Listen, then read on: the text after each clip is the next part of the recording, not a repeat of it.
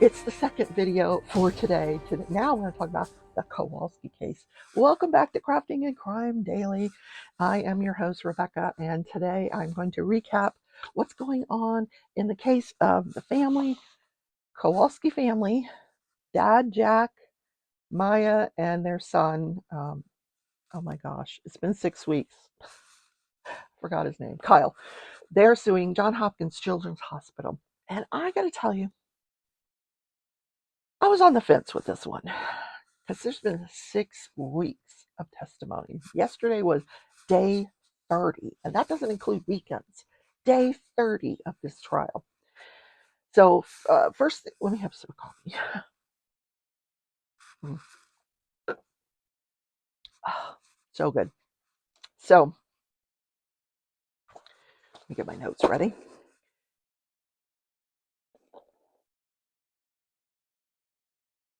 Maya was put into Johns Hopkins Children's Hospital when she had a flare up of her. Oh my God, I haven't talked about this in so long.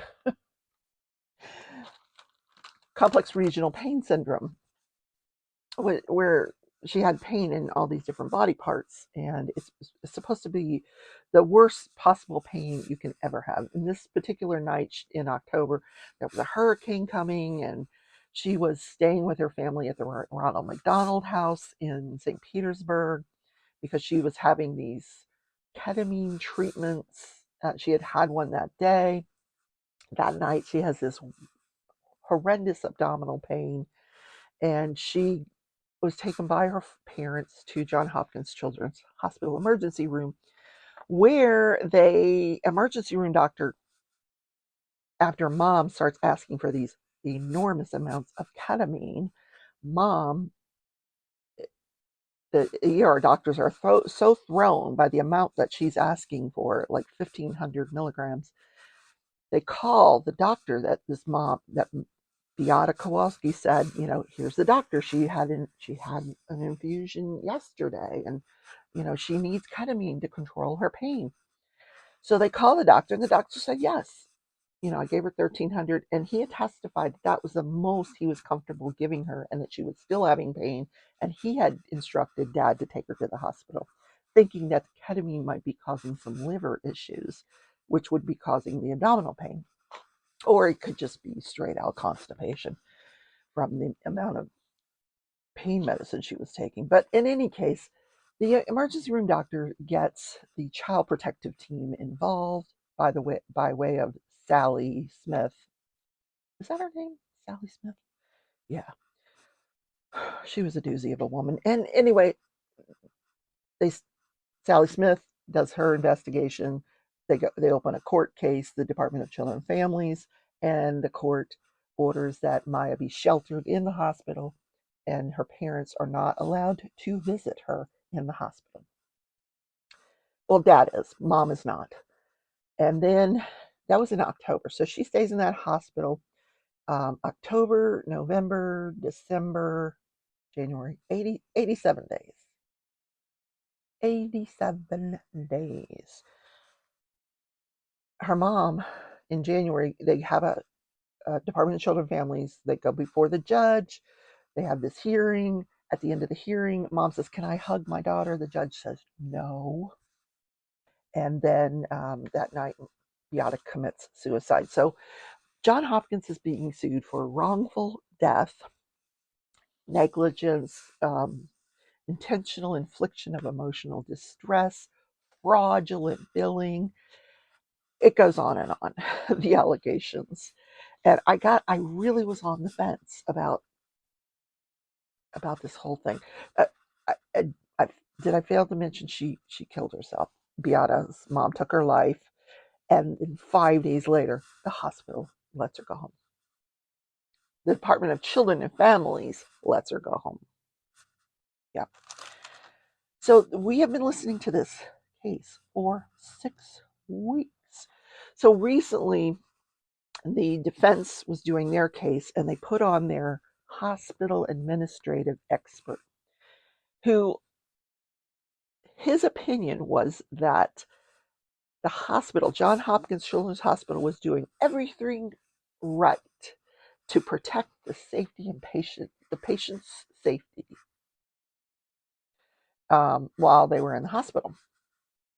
Yeah. And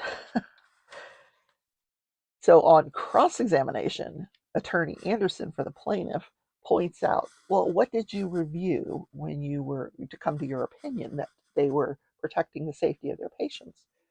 Um, and he says, well, they sent me a whole lot of documents. Well, what did you review? Turns out he only reviewed a 3-page summary that was written by the attorneys. So then when it comes to the rebuttal, defense rests their case, then the plaintiff gets to do a rebuttal case if they want to. And they did. But first, they wanted some documents. We want to see all your Joint Commission surveys, your Agency for Healthcare Administration surveys for the relevant time period, all the way going back to the relevant time period. So the judge ordered that those all be turned over. And here's what was in them. Oh my God. In 2019, January 2019, this hospital was placed on immediate jeopardy, called an IJ, by the Joint Commission. Now, the Joint Commission is a private agency, nonprofit, that goes every 3 years to hospitals. And in between those 3 years, they'll come if there's a complaint, they'll come out and investigate the complaint. Or if there is what is called a Code 15. Now, a Code 15 has to be reported to the Joint Commission. A Code 15 is where someone dies unexpectedly, or they end up brain damaged unexpectedly. Maybe they came in for a broken ankle and they end up brain damaged. That's a Code 15. Maybe they tried to take their life while they were hospitalized. That's a Code 15. All of these things are tracked by the risk manager. I used to be a risk manager, used to be a lawyer, used to be a nurse. So this was resonating. When I heard the risk manager, I think I was like, well, I was really listening then. I'm like, what? So here's what went down. Here's what was behind this immediate jeopardy. Back in January of 2016, when Maya's mother took her own life, same time frame, the Agency for Healthcare Administration went out to investigate a complaint. And what they found when they went there, they did a risk management survey. When they go out to do investigations, they call them surveys. The hospital has to comply with CMS guidelines, which is the Center for Medicare and Medicaid. They have like basically a rule book that you have to follow. And if you don't follow those rules, you could lose your Medicare and Medicaid funding, which basically will put your hospital out of business. So when they went out there in 2016, they found that the risk manager, first of all, as a risk manager, you have to keep track of all of the complaints that come in. When I did it, we had a system. I worked for a hospital system, which is more than one hospital. And all of the risk managers had a risk management program that, all this, we entered all this stuff into a program. And if the Agency for Healthcare Administration came by to do their survey, I could just print out the complaints that I'd had for whatever time period they wanted to look at. And they would have to look and see if I followed my procedure for those complaints. So what they found when they looked at the complaint that they were out there for is that the risk manager, first of all, not only had he or she had not been tracking complaints and grievances, they hadn't been tracking anything, it sounds like. Yeah. So they were, let me just look at my notes here. There was this is what the judge said. There was a systemic failure of the culture of the hospital. Now, the judge pointed out culture is something that does not happen overnight. You don't turn it on, you don't turn it off, because the hospital is saying, oh, this has nothing to do with Maya Kowalski's case. I mean, everything was fine when she was there. This happened in January of 2016 when, no. This culture had been going on a while, because they said that it had been 15 months since anybody had investigated an event report. I used to come in the morning, I'd get my cup of coffee, and the first thing I would do is look at whatever events had been reported overnight. The other thing I would do is, after I, you know, did what I was supposed to do with the events, I had to disseminate the events to the proper channels. If it came out of the X-ray department, I had to send that event to the head of the X-ray department, and he had to investigate it and give me a report back of his findings. Then, after I did all that, I would walk around the hospital. I'd make rounds, and I would talk to the employees. They all knew who I was. I would go to all the different departments. Hey, what's going on? And I developed a rapport with these employees, and they would see me coming, and they'd be like, "Hey, Rebecca, I gotta tell you something. I gotta tell you what happened." And I would say, "Did you do an event report?" And they might say no. Sometimes they'd say no, and I'd say, "You gotta do an event report. I'll investigate, but you gotta do a report." Or I would go back and do the report. This hospital had gone 15 months and they weren't doing it. And they weren't, John Hopkins is part of a hospital system, but their risk management department was functioning independently of that system. So, in order to correct all this, and they weren't reporting, there apparently was between 13, at least 13 code 15s. 13 code 15s out of one section of that hospital, the heart section. Now, the jury doesn't know it was the heart section. The judge said, we're not going to mention that. We're not going to talk about deaths. You can say code 15, whatever, but we're not going to talk about deaths, because he said then we're going to have like a whole trial within a trial. But they were ordered to be part of their hospital system. They were ordered, the risk manager had to do rounds. But when the Joint Commission found out about all this, they came out and did a survey, and they placed this hospital in immediate jeopardy. They said there was problems with the governance, problems with infection control, problems with the contractual duties, problems with patient rights, problems with coordination of care, problems with patient and family education. They had a lot of things they had to fix. Now, when you get in immediate jeopardy, you have to do something before they leave the site. Before they're there, they're in person, and they'll sit down with my dog is barking. They'll sit down with whoever is head of the hospital, the CEO, and they'll say, I'm replacing you in immediate jeopardy. What are you going to do about it? So they have to do something immediately. So this resulted in the resignation of like 6 top executives. Yeah. So apparently they weren't reporting, the risk manager wasn't reporting up what was happening, nor was she reporting laterally to the department heads. He or she wasn't reporting to the CEO, who wasn't reporting to the board. I went to every single board of directors meeting and gave a report every month. I knew who the board of directors were, and I would tell them, here's what's going on. So that's how we got to the point where the judge had last Friday ordered the defense to turn over all of the surveys, all of the information related to these surveys, the corrective action plans, what was done, how to correct it, that kind of thing. So they did correct it. They became part of the John Hopkins system.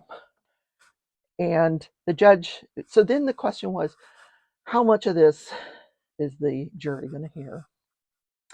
So the plaintiff had to show the judge which documents they were going to use, because they were going to bring their expert, put him back on the stand, and talk about all of this stuff that I just told you. And so they had to go through each and every document. yesterday that they were going to use. The poor jury came to the trial yesterday, and he brings them in and he says, we've got some stuff to talk about. Go out, walk around, whatever, come back at 10:30. Then he brings them in at 10:30. He says, we're not done. Could you come back at noon? I think it was like mid-afternoon before he finally gets to them, and he gives them some jury instructions. Oh, they actually did get to hear the cross-examination, the rebuttal of the plaintiff's expert. He was put back on the stand, and he said he had reviewed all of these documents related to the Joint Commission survey, the immediate jeopardy, explained all that to the jury, what it was, how it was, what what happened at that hospital, how it relates to her stay. And it relates to her stay because he says there was a culture in that hospital of silence. He said people, if they spoke up, they were retaliated against. And that could be why nobody ever said anything about what was going on with Maya. In other words, if you ask the board of directors who Maya Kowalski is, they have no idea. No, I can guarantee you, because it was never reported to them. Hey, we have a little girl that's being sheltered here for 87 days, and her mom committed suicide. And yeah, anyway. So this when you have a hospital that's running with a culture like that, oh my God, you know, that's just crazy. It's just crazy. When I heard all that, I said, "Oh my God, you know, guilty, guilty, guilty. Just give them the money, write the check." So today they are doing closing arguments in this case. The judge actually said, um, he talked about culture being something that, it doesn't happen immediately. You can't turn it on or off. He says a jury could find that at the time of Maya's admission, uh, this pervasive culture of silence existed. So the fact that she was screaming when they tried to undress her, when they undressed her and photographed her, and she was doing it without her permission, her parents' permission, anybody's permission, nobody would report that because they don't want to get retaliated against. Yeah. I'm just seeing if I missed anything. So yeah, they had, here's some of the things the expert said when he took the stand. There was poor communication where problems were not shared laterally or up to the board.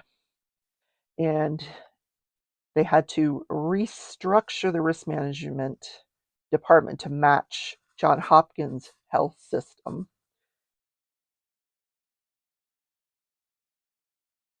Because risk management, up until that time, wasn't reporting to the health system either.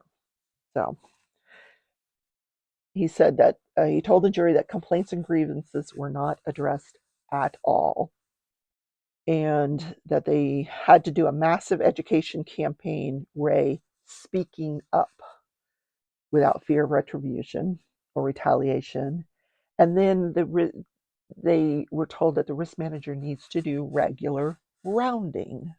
Get to know your people. They will tell you what's going on in that hospital. Yeah. So I can tell you that the defense was just like wetting their pants over this one. Like they did not want the jury to know all of this stuff. They did not. There were memos during that time that were going to the the lead defense attorney, because he's the hospital attorney. And so before they could show those memos to the jury, they had to take his name off of it because he knew about all this. Crazy, just crazy. So I'm going to listen to closing arguments today, and I will bring you the closing arguments. I'll summarize those tomorrow for you. And if they have a verdict today, I don't think they're going to get to a verdict today. They might. I didn't think Charles would be that fast, but it was. So I will show you what the verdict looks like when that comes in. I used to do it live. It's difficult to go live, and a lot of you can't watch the lives, so and I do want you to see the reactions of the defense defendant when they hear the verdict read. Now, in this case, you know, you'll just get to see the reactions of the lawyers. Uh, I don't, I don't think there's any way this defense is going to win this thing. Not after this last bit of information. No, not going to happen. I just don't think so. The only question is how much are they going to award the Kowalski family? They're asking for $220 million. Are they going to get that? Are they going to get more? Are they going to get less? They could win and get $1. Yeah, I don't know. All right, guys, have a great day. If you haven't seen the first video I did today, I'll link it here. But I'm wearing the same thing, my little Timu cat thing. I love you all. See you tomorrow on Crafting Crime Daily. Bye, everybody.